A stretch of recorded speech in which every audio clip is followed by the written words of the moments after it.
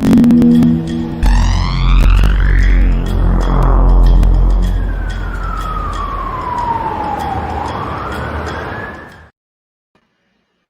Thursday, everyone, and good morning to this edition of SIEDC Live. My name is Todd Bivona with Gotham Trinity Productions. So glad you're joining us today. Hey, sincere apologies, going a little slow this morning. Internet, major issues at the Bivona residence. As you can see, I'm still a little choppy, so I apologize for those watching at home if I'm coming in a little unclear, but I think my sound works. I have a visual. I'm lit. I think we're going to be okay. But my sincere apologies to everyone who's expecting us live again every Tuesday and Thursday morning at 9:30 a.m. Had a little bit of a false start.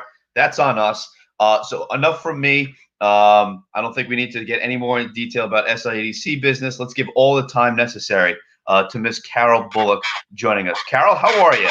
I'm great. How are you? Thanks for having me. Carol, sincere apologies. Thank you so much for being so patient. Really appreciate it. Talk to us about yourself, position at the Pride Center of Staten Island, and what have you guys been up to, Carol? Yeah, no, I appreciate it. Again, thanks for having me. My name is Carol Bullock, and I'm the executive director of the Pride Center of Staten Island. And just a little about the Pride Center. Our mission there at the Pride Center is to enhance and sustain the well-being of the LGBTQ and allied communities.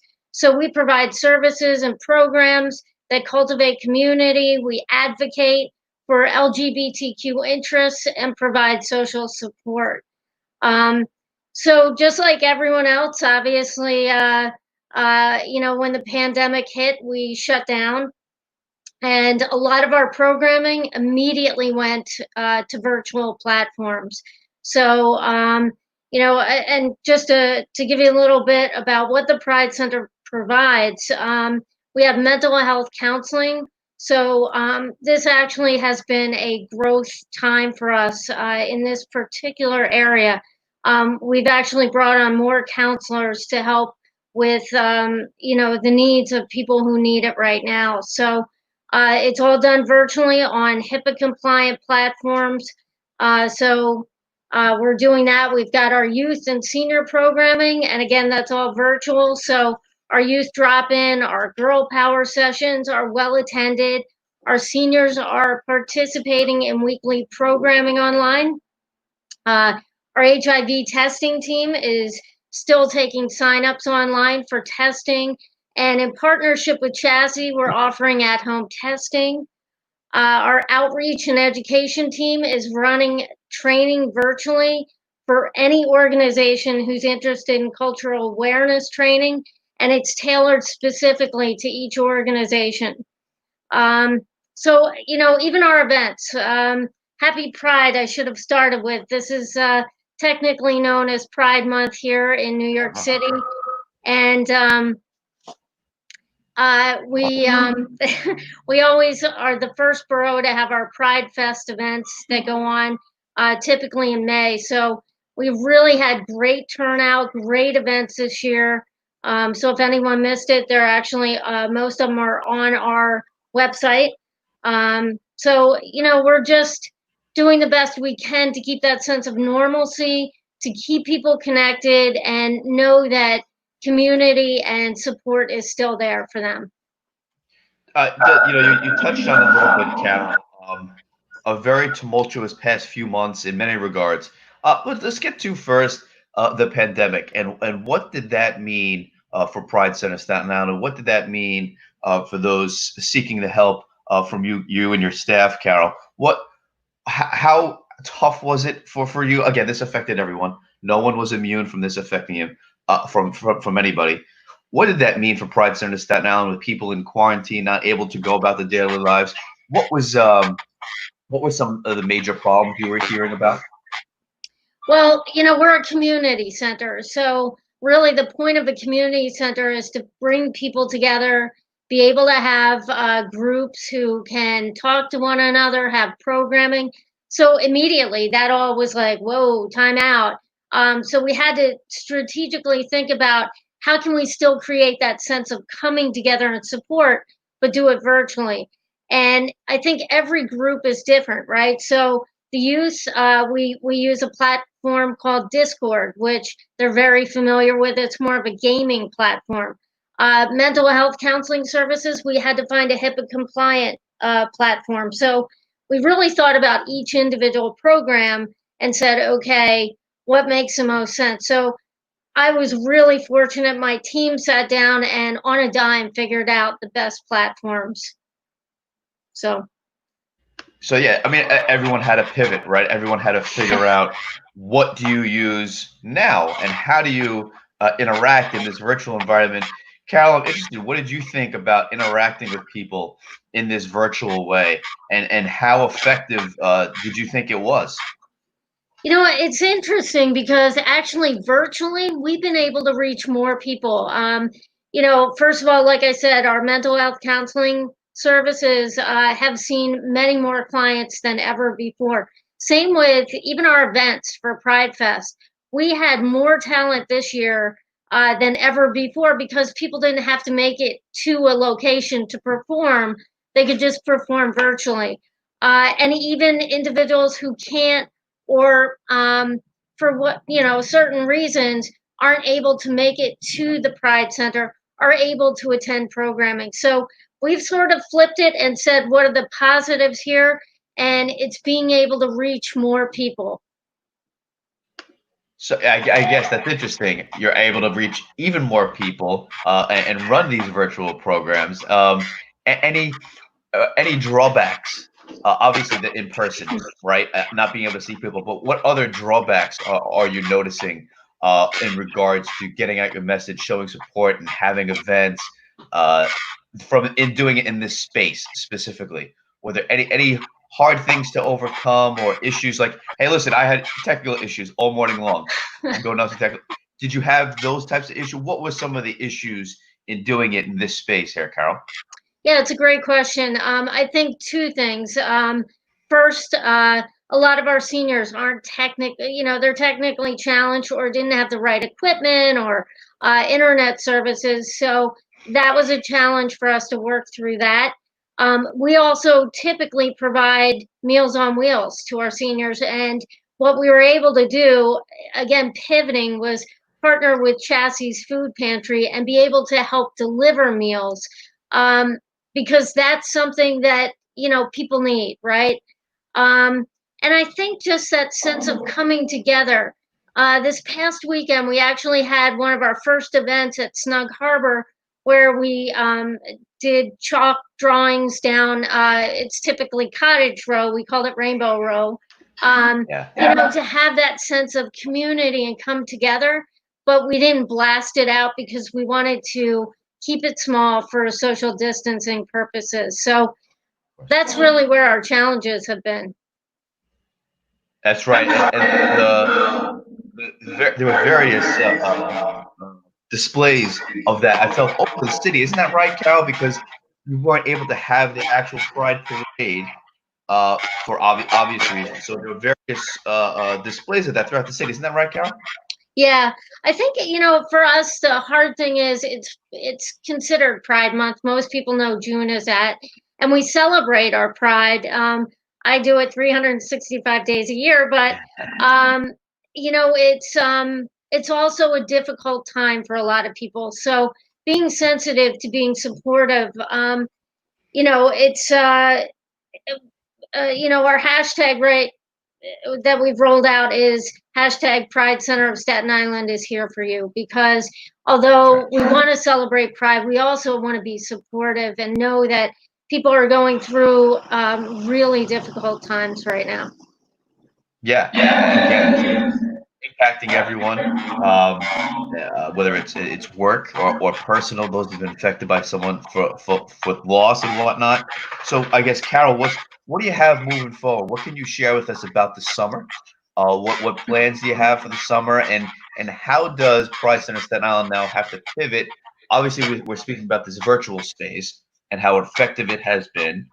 But what else do you have to do now looking forward as we go to phase 3, phase 4, and whatnot? What's the plan for Pride Center there, Carol? I think it's a couple of things. First, we're trying to take advantage of the nice weather. with regards to programming. So if we can get people together in smaller groups and at least have them be able to social distance with one another, we're trying to put that into effect.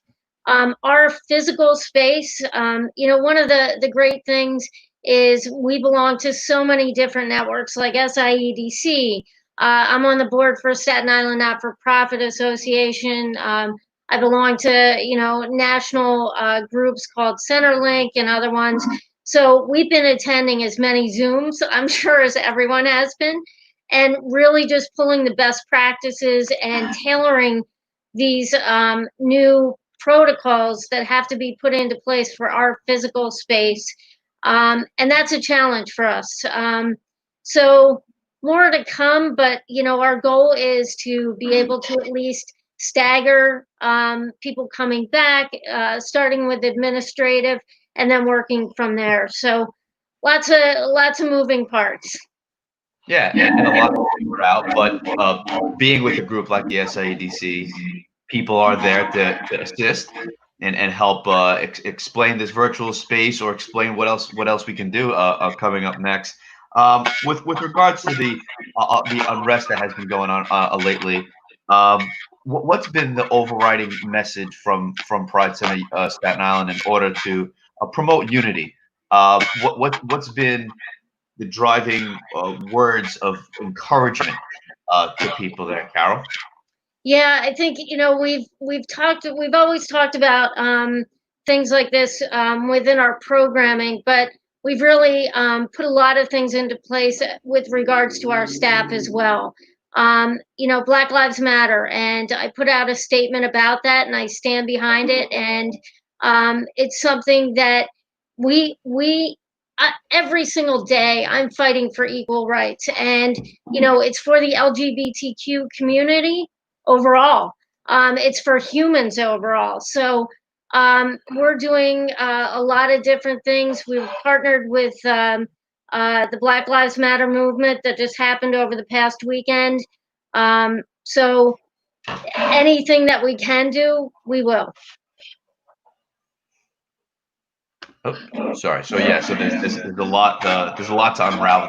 There can be a lot discussed, but I think, Carol, would you say a discussion is just a great place to start with anybody and to share everyone's side of the coin and share what the issues really are, Carol, and being able to have an open dialogue, and that might be even this space, right, in the virtual space. Maybe it's a discussion on a Facebook live show like SIEDC Live.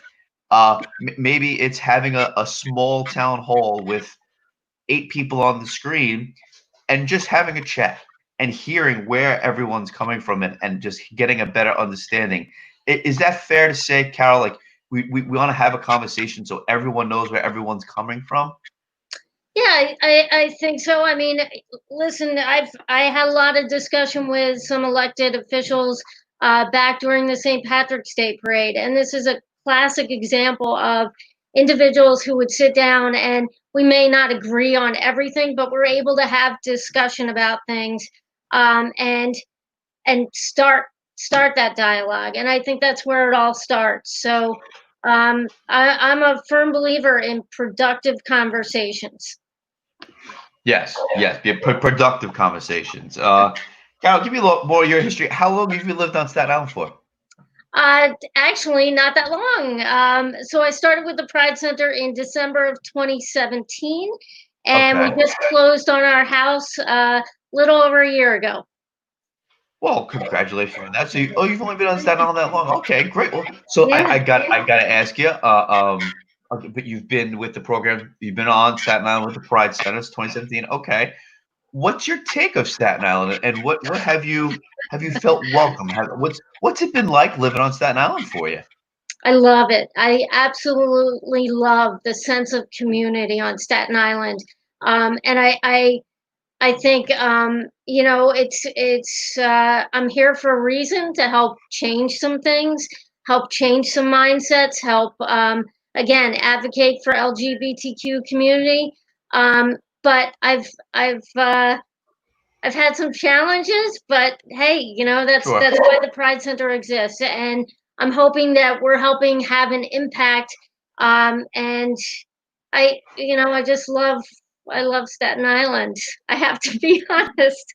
No, and I get it. Listen, I love it too, Carol, and I think unfortunately we get a little bit of a bad rep for many reasons. There's a lot of things that are out there that we wish you could either take back or alter the message that's out there.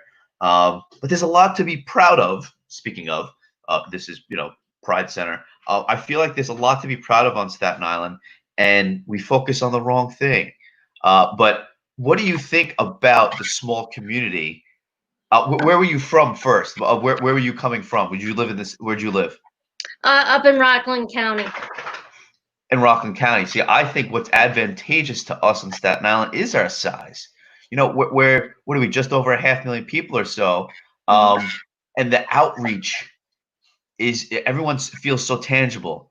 Has that been your experience because we're close knit? Because of the small business community, Carol, like the SIEDC, for instance, like that's a perfect example of a lot of people coming together for the same cause, promoting one another through thick and thin. Do you think that population and our how so dense we are has been helpful, specifically like Pride Center, to reach people and meet people and start the discussion like we're talking about? What do you think, Carol? Yeah, I do. I think I feel like I was welcomed with open arms to organizations such as SIEDC, and people are it's the smallest big city. And I purposely went to a lot of meetings in Manhattan with different organizations, and people would go, "What? Staten Island's in the house?" So yeah, I think it's important for us to be visible, but Right. certainly I felt welcomed. Yeah, and I feel like it's that tight knit community. Everyone's got each other's back, and that helps. I think that really helps.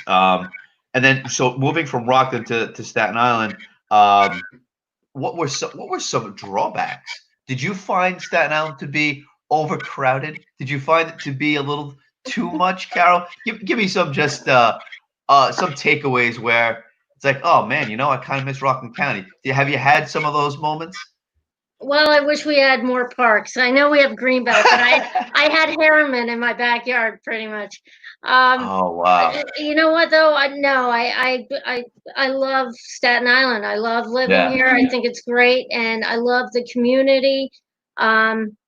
Again, I mean, we have some work to do for sure, and again, that's why of the course. Pride Center exists. But yeah, it's all good. Yeah, no.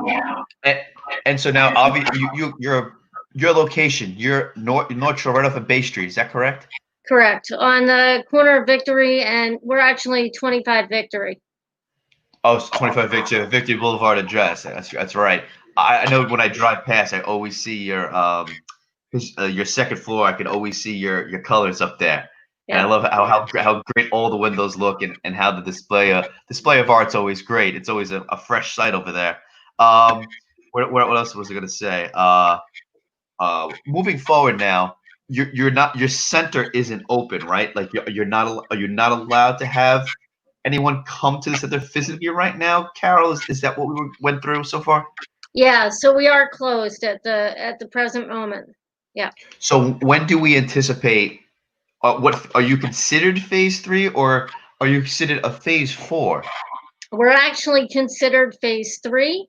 Okay. So again, we're just trying to figure out, what this looks like, and we have some challenges physically within the space because there's an elevator, but it's so small, so it will only allow one person at a time, and again, a lot of protocols have to be put into place.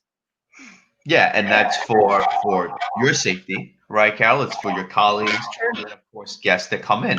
Everyone has to be safe, and that's and we talk about it here all the time.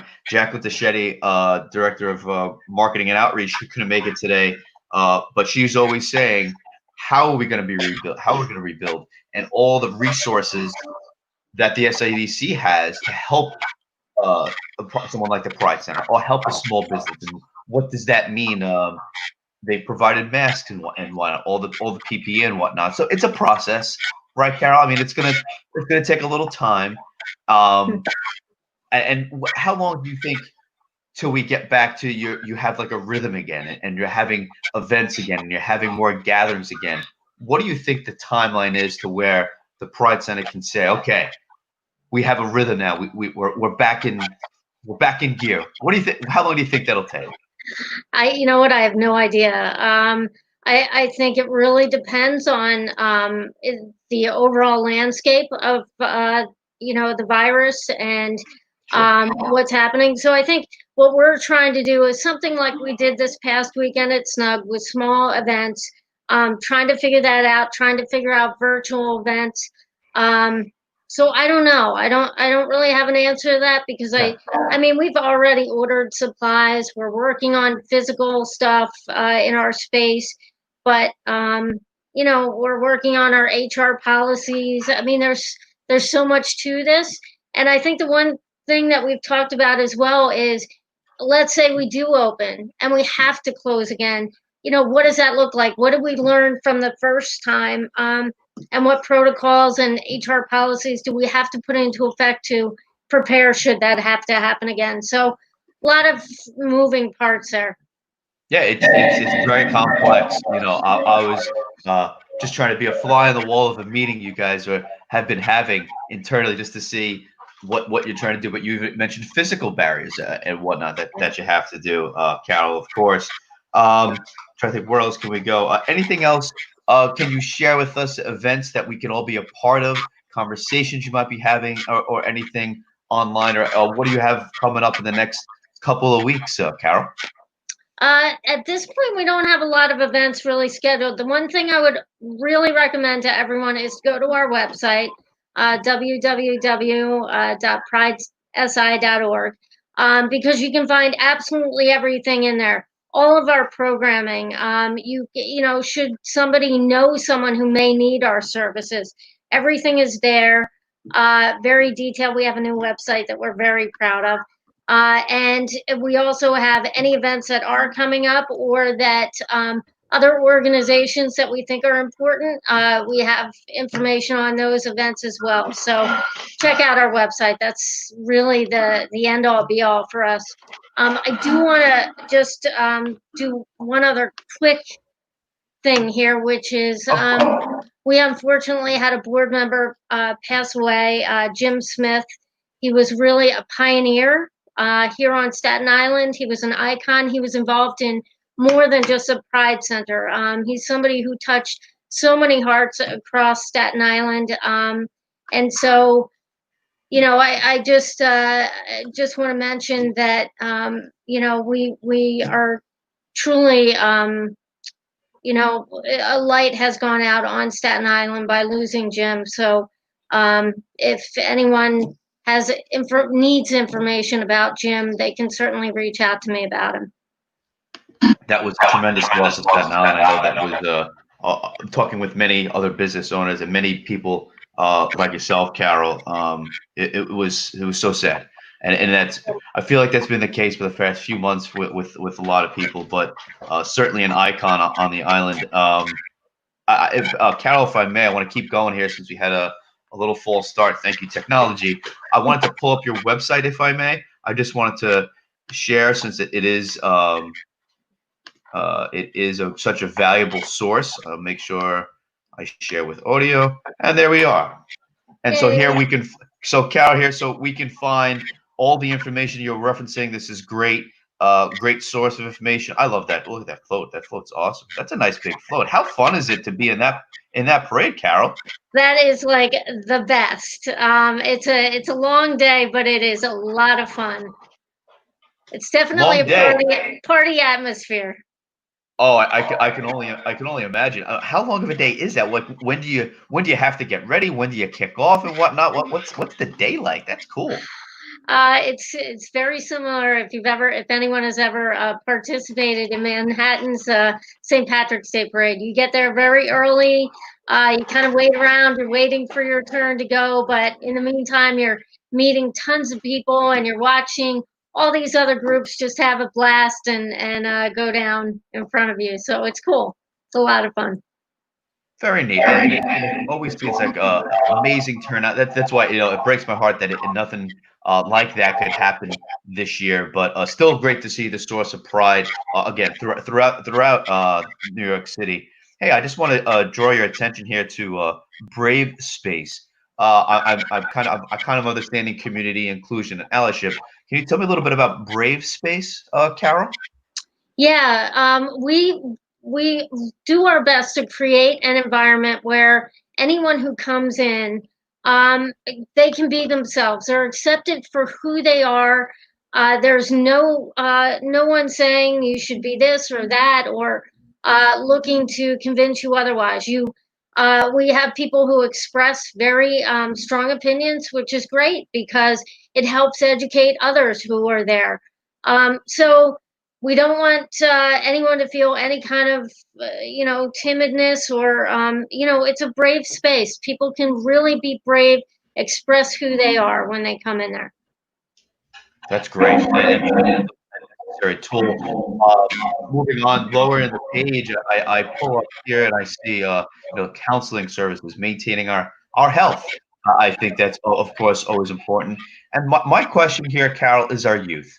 Our youth have been severely impacted by this pandemic, whether the loss of family members, which our heart breaks for them, but also not being able to be out and be social and be able to be a part of the movement, right? Because they can't be out and be learning and meeting different types of people and all different types of people from all walks of life and understanding and having those conversations, right?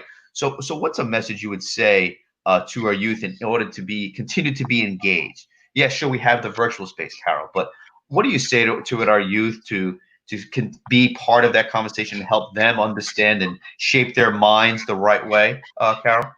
Yeah, I think right now, it is a virtual platform, but I would encourage anyone who, one of the things that we're finding is some of the schools have what are called GSAs, which are groups for LGBTQ and allied youth. Some of those groups are not meeting now because of this whole virtual world. We're here for them. So if they want to connect with others, if they want to, feel that sense of community, we are still holding our youth group. So I think it's an opportunity for individuals who are uh, in school whose groups aren't meeting like they typically did. They can join ours. Great. And that makes sense. There's your alternative, and that's a way to stay engaged, to have positive conversations, constructive conversations, as we've been saying. All right, Carol, we're coming up on about 30 minutes of time here. This was great. It was such a pleasure to see you. I'm looking forward to seeing you again soon. I know you've been a great participant. Gotham Trinity has had a great time with you, Carol, and your dancing has been off the charts for the member video. You were great, and specifically for the Freedom video, you were actually on the bench, Yep. leaning backwards. You were such a great sport, Carol. I just want to share with everyone that's watching the rebroadcast of this. You were awesome, and it was great meeting you then. It was great to speak with you now, Carol, and God bless you. And looking forward to seeing you soon in person and be able to give you all a hug and see you again. Well, thank you so much. Thank you to Caesar and everybody at SIEDC for having me. So thank you. All right, Carol. And once again, my apologies on the false start. I blame technology. But thank you for your patience. Thanks for your time. Thanks for your words, your encouragement, and for the services that you provide. Staten Island appreciates you. And again, welcome to Staten Island. Enjoy your time living here. All right, Carol. We'll talk soon. All right. Thank you. All right. Bye now, Carol. All right. Once again, that was Carol Bullock. She's Executive Director over the Pride Center of Staten Island. So great to speak with her. It's been a while since I've seen her. It's amazing when you think how long it's been since you've been out at the SIEDC events. At this point, we'd already have what? We already had the business conference. We had already had the chairman's golf outing. All these different things where you normally see these faces and it just hasn't happened. And that's what's been great about this show. Again, every Tuesday and Thursday morning at 9:30, barring any technical difficulties. Our sincere appreciation to Carol for her patience, this morning, and for, of course, joining us and sharing her message from the Pride Center. Obviously, going through a lot in the past few months. Wow, what crazy times. But we're in this together, Staten Island. So thank you so much for joining us today, no matter where you are, what way you are viewing this or hearing us. And again, we will be back. This show continues on. Very important. Community outreach. That's what SIEDC wants to do here with SIEDC Live. My name is Todd Bivona with Gotham Trinity Productions, the digital media ambassador for the SIEDC. On behalf of Jaclyn Taschetti, Bobby Annenson, working hard behind the scenes this morning. We appreciate the time, and we look forward to seeing you Tuesday morning. Take care and have a great weekend, everybody, and happy 4th of July.